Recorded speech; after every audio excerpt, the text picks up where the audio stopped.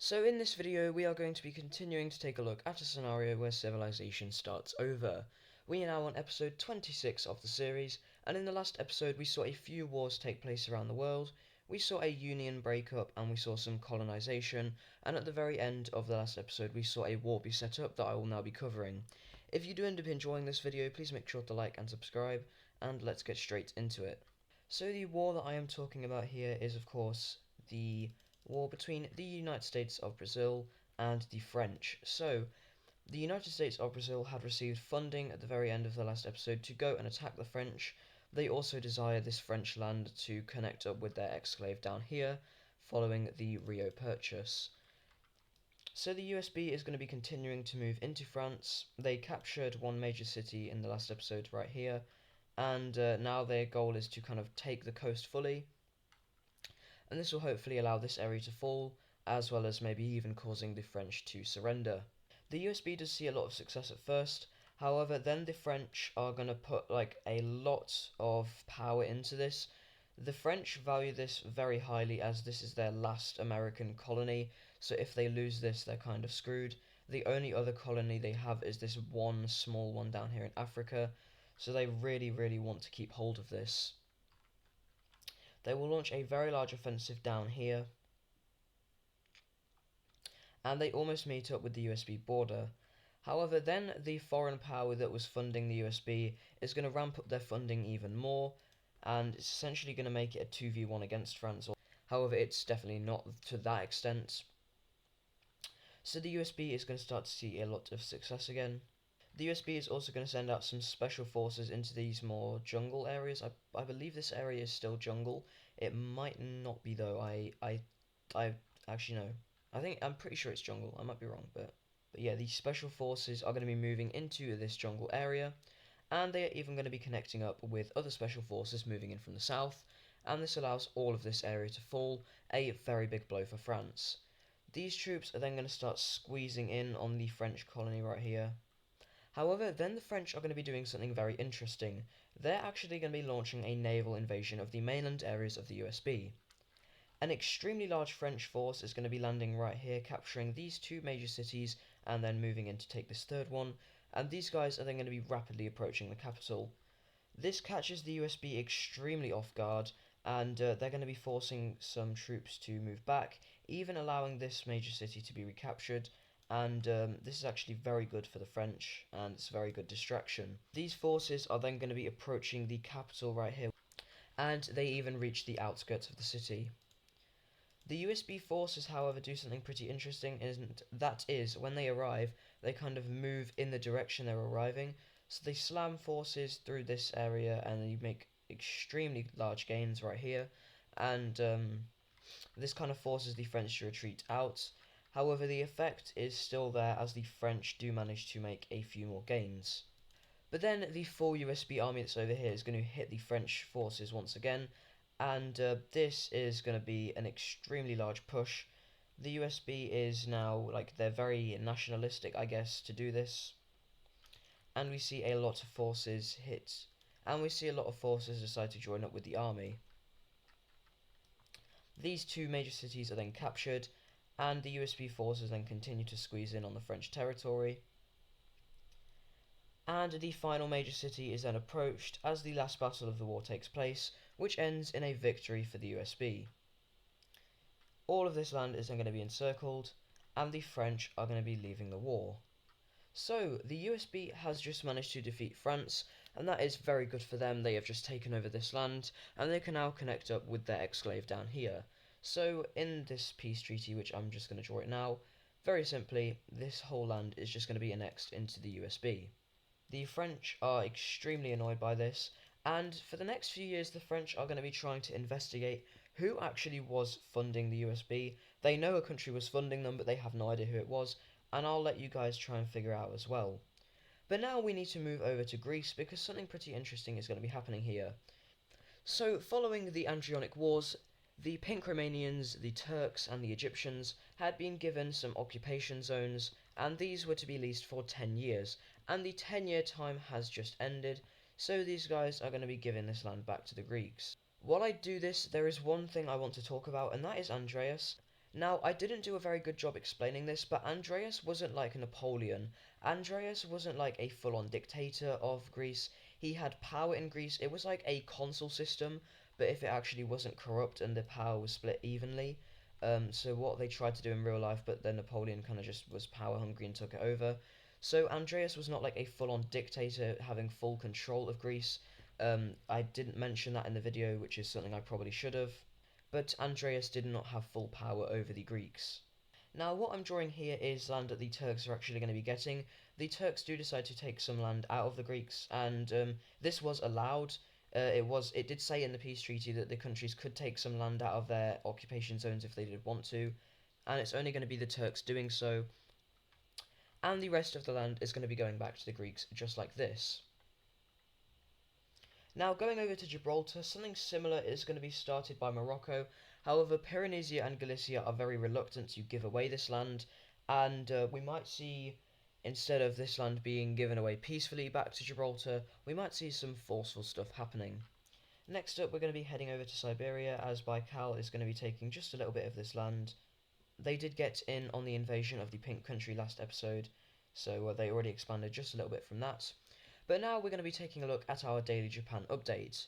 So in the last episode we saw the Japanese Isles be fully split up between China and Hokkaido, and let's just say China's ambitions aren't fully met. So it's been a few years, probably like 4 or 5 years since that war, and now China, who is once again continuing to be expansionist, is going to be launching an invasion of Hokkaido. So these Chinese forces are going to be quickly crossing the border in, taking these three major border cities. Hokkaido is freaking out. They have no idea what's going on. Well, they do have an idea what's going on, of course, but they have no idea how to stop this. And China is just going to be absolutely breezing through Hokkaido. And they fully take over the mainland of the Hokkaido country. And they will be offering peace to the Hokkaidans. The Hokkaidans are going to be infuriated by this, but they really have no other option. So the Chinese are going to be forcefully taking this mainland area. So China has just expanded a lot there, and Hokkaido is once again just on Hokkaido Island. So yeah, that's very bad for them. Now, of course, the people of Japan, they aren't going to be wanting to be under Chinese rule, but there's really not much they can do about it. Now, while this was happening, Hokkaido had been doing some pretty interesting stuff over here into the Pacific. They had kind of been following along this land that China had explored in the last episode, and they had been colonizing just a little bit, and they actually decide to set up a colony in the Americas just like this. They then have a kind of theory that they want to test out. They believe that this is part of the Americas. They don't know it for sure, but they will be launching an exploration down the coast, and their theory is proven when they meet up with Indonesia right here. And now they know that they are also in the Americas. I'm just going to be colouring in this water as explored as well, just to symbolise that.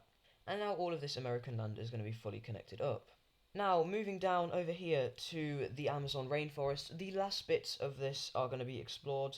Now, they aren't all going to be explored. It's kind of like what the Spanish did in real life, where they just estimate what is happening over here, and they kind of just guess that it's all land. And because they are correct in that assumption, I am going to be colouring it in all as explored land. And now we're going to be seeing what land gets taken. So the Galicians are going to be taking this land. The Galicians, in regards to America, have kind of reached their capacity. Their colonies are very big, and they are clever enough to not overextend them to lead to instability issues, so that's pretty clever of them. Just saying that though, they will be expanding this, I guess, Colombian colony up here, and that will be just like so.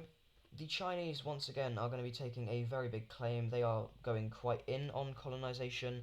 As I have said before, the Chinese are very expansionist, so it makes a lot of sense for them to be doing this.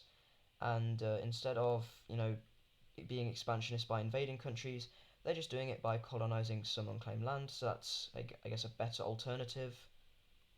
And it's not really like there's any people here for them to oppress anyway. So that's good, I guess. And in the end, the land they are claiming is going to look something like this. Next up, we're going to be moving on to the USB. The USB is going to be taking quite a large portion. They're going to do something they have done before, which is kind of just like following along these rivers. And they're going to be taking this land right here, and I think I might also give them just a little bit of this land down here as well.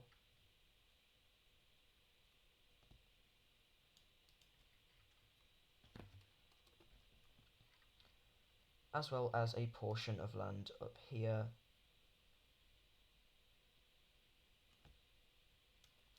And they will be coming out looking something like this. Very nice borders here, I quite like how they look.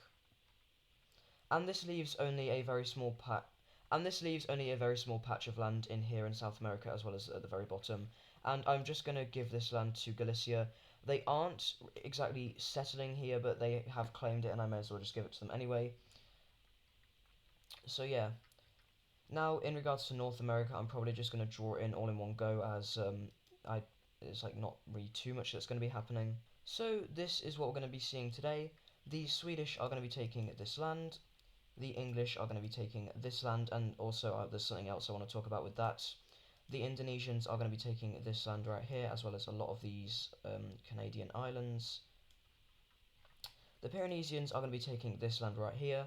And in regards to this central land, there had been a treaty previously that the English could only claim land above this river right here. However, the Pyreneesians, now seeing that this is probably going to be the last time they're going to be expanding this colony, are just going to be going over to the English and saying, hey, you can just take this land because we don't really see any need for it now. So the English are going to be splitting this land with the Indonesians, and that is going to be looking at something like this. And it is at this point where almost all of the Americas have been colonized. Some more explorations will now be set up as with technology advancing. Some more of these areas are actually being like you can explore them now. Like before, it was like you die if you went up here, but now it's a little bit more possible to. And even this like very northern ocean up here has been reached. Next up, we're going to be moving over to this like I don't even know where this Burkina Faso. This is like a big Burkina Faso country. These guys are going to be continuing to expand. As I had said previously, these guys are kind of they want to reach up with the coast, so that is exactly what they're going to be doing, and it is their main motivation for this expansion. Well, not all of it, but they are going to be expanding a bit more, and they're going to be looking at something like this. But next up, we're going to be seeing a war taking place, and that is going to be over here in Caspia. So this light blue country and this green country right here, they have been like doing okay with sharing the Caspian water. They rely quite a lot on the water from the Caspian Sea. However, recently the blue country has been moving a lot of fishing ships into the waters of the green country, and the green country is not too happy about this, as they heavily rely on fishing in the Caspian. I don't even know if you can fish in the Caspian, but we're just going to assume that you can here. And the green country is going to be extremely annoyed about this. They're just like, can you just leave us alone? Go fish in your own area. However, the truth is, the light blue country is starting to really struggle. Um, they're they're kind of running out of fish in their they're kind of running out of fish in their part of the Caspian. So the green country is going to be trying to sort this out through an invasion. You know, lovely way to do that. So the green country is going to be invading into the blue country, just like this. However, one thing the green country didn't take into account is that the Russians, or the Volgans, I guess, they would be supplying the light blue country. These guys are allies, of course, so they are going to be supporting the light blue country, and the green country's success is going to be quickly turned around, as the light blue country is going to be launching an invasion themselves. This is going to make the green country freak out just a little bit, and they start to get very scared when they see some Baikal troops on their border. The Baikal country is basically just picking off countries that are weak or in vulnerable positions, and the green country is looking exactly like that at the moment. So the green country is going to be very quickly signing peace with the light blue country. So let's go ahead and take a look at that. So in this peace treaty here, we can see that the light blue country has taken all of this northern land right here. However, something quite interesting is actually going to be coming out of this. If we take a look at the alliance layer, we can see that there is currently no alliances over here.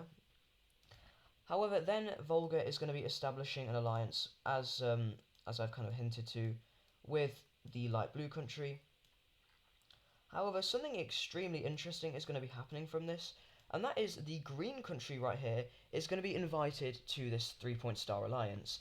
Now, you might be very confused as to why this is happening. the green country and the light blue country had literally just been in a war with each other. However, the light blue country and the Volga country understand the importance of protecting countries against Baikal. They don't want Baikal to be kind of in the Caspian, as that would kind of hurt their ally, I guess, of the light blue country. So this green country is going to be invited to the 3-Point Star Alliance, and they're actually going to be accepting it. So literally, these two guys were just at war, but now they're in an alliance with each other, so that's pretty interesting to see there. We also see this, like, lavenderish country be invited to join it. However, they don't really like the light blue country, so they are just going to be staying out of it. Next up, we're going to be moving over to Central Asia, where, like, just a little bit of colonization is going to be taking place. So the land is going to be split up looking something like this, and I also think that these guys are going to take a little bit of land as well. But there is actually going to be a new country forming in the remainder of this land, and that is going to be this Lime team right here. They are going to be taking over the remainder of this land, and the reason this new green country formed is all to do with the religion layer. If we take a look at the religion layer, we can see that there are quite a few religions in this area, and this country is basically formed by people from the lime green religion, and these guys prefer living in this area for some reason, whatever, I guess. They just want to live here. You guys can come up with law for that if you guys want. And I think that is actually going to be it for this episode. This episode was mostly focusing on smaller things and colonization, but I do still hope it was enjoyable, and yeah, I will see you in the next episode. And a big thank you to all of our channel superfans. This includes LaserTaste and English Mapper, as well as our channel members, Chilton Mapping, Swiss Switzerland, Coley, and another thank you to our recent donators, Chilton Mapping. Thank you guys.